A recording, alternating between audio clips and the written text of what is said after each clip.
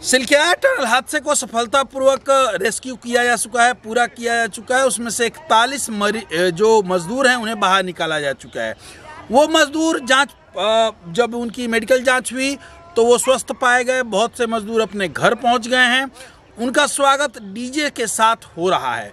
इसके साथ साथ इस रेस्क्यू के बाद 3 चीज़ों की चर्चा पूरे विश्व भर में हो रही है। जी हाँ, पहला, एनरोल डिक्स, ऑस्ट्रेलियाई प्रोफेसर टनल एक्सपर्ट जो यहाँ आकर के भारतीय खान पान और भारतीय लोगों के दीवाने हो गए हैं। जब वो सिलक्यारा से 20 किलोमीटर दूर बाबा बौखनाथ की मंदिर पे पहुँचे पूजा अर्चना करने, तो उनसे पूछा गया तो उन्होंने कहा था कि हमारे और बाबा के बीच में एक समझौता था कि बाबा यदि ये जो टनल में मजदूर है ये सुरक्षित निकल गए तो हम आपके यहाँ पूजा करने आएंगे, आपका आभार जताने आएंगे, इसलिए मैं आया हूँ। दूसरी चीज़, वो भारतीय खान पान के इतने दीवाने हैं कि उनके वर्ड है कि आपके शाकाहारी खाना बहुत पौष्टिक तत्वों से बहुत भरपूर है और बहुत अच्छा है। मैं इतनी जल्दी भारत से वापस नहीं जाऊँगा।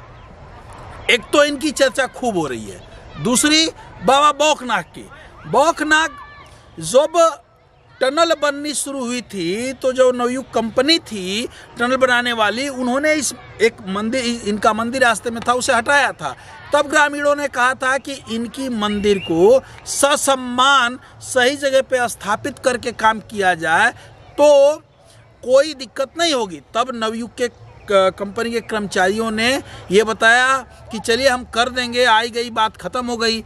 लेकिन जब टनल 60 दिनों तक, जब टनल के रेस्क्यू ऑपरेशन में दुनिया भर की सारी मशीनें फेल हो गई, पूरी तकनीक फेल हो गई, तब किसी को ध्यान आया कि अरे यार, बाबा बौखनाथ की ये नाराज़गी हो सकती है। तब बाबा बौखनाथ का मंदिर बनाया गया, उसका पूजा अर्चन किया गया। बाकायदे जब विदेशी एक्सपर्ट एनरोल डिक्स भारत आए तो सबसे पहले उन्होंने वहाँ बैठ करके पूजा अर्चना की, जिसकी तस्वीरें आप देख सकते हैं। और उसके बाद टनल के अंदर काम करने वाले क्या मजदूर और क्या अधिकारी, क्या कर्मचारी, जो भी अंदर जाते थे, पहले बाबा बौखनाथ के यहाँ सर झुकाते थे, फिर अंदर जाते थे। उसके बाद वो चमत्कार हुआ कि जिसे करने में विदेशी आधुनिक मशीनें फेल हो गई, उसे रेट माइनस ने कुछ ही घंटों में कर दिखाया।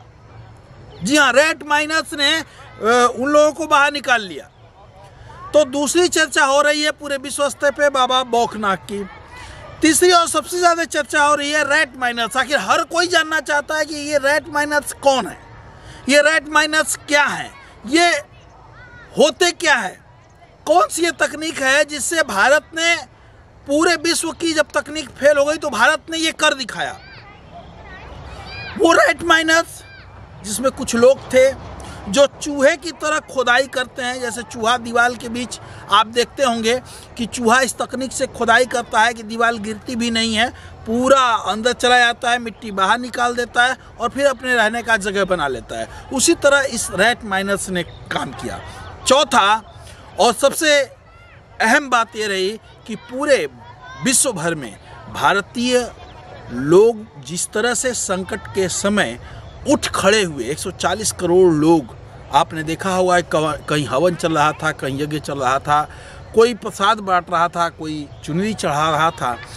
140 करोड़ लोग इन 41 लोगों के लिए उठ खड़े हुए, ये बहुत ही सराहा जा रहा है। बहुत सारे मजदूर अब अपने अपने घरों को जा रहे हैं। कुछ ऐसे हैं जो पुनः आएंगे और कुछ ऐसे हैं जो ये कह रहे हैं कि वो यहाँ नहीं आएंगे। बहरहाल ये बहुत ही खुशी की बात है कि हमारे 41 मजदूर बाहर आ गए हैं और चर्चाएं हर तरफ बनी हुई हैं। इन सारी चर्चाओं के बीच में ये कभी नहीं भूलना चाहिए कि सनातन धर्म के देवताओं का अपमान जाने और अनजाने में कभी भी आपको नहीं करना चाहिए। दूसरी चीज़, लोग विज्ञान करते हैं।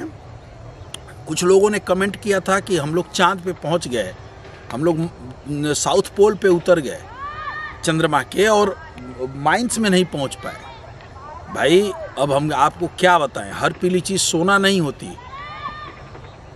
हर पीली चीज़ सोना नहीं होती। आखिर हमने भी वो कर दिखाया जो आप चाहते थे। समय लगा लेकिन खुशी इस बात की है कि सभी को सकुशल और सुरक्षित वापस लेके आ गए हम। इसके लिए पूरे सिस्टम का जितना भी तारीफ की जाए वो कम है। जय हिंद, जय भारत।